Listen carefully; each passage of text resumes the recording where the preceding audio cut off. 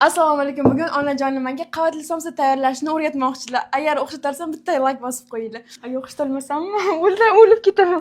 Somsa xamiri uchun muzli suv, tuz solib yaxshilab aralashtirib un solamiz va qo'lga yopishmaydigan qattiq bilan xamir qorib olamiz. Tayyor bo'lgan xamirni teng ikkiga bo'lamiz va 20 daqiqa tindirishga olib qo'yamiz. Nachinka uchun mayda to'g'ralgan piyoz, go'sht va ichki yog', tuz, ziravorlarni solib yaxshilab aralashtirib olamiz. Xamir yoyish uchun un va kraxmalni aralashtirib olamiz.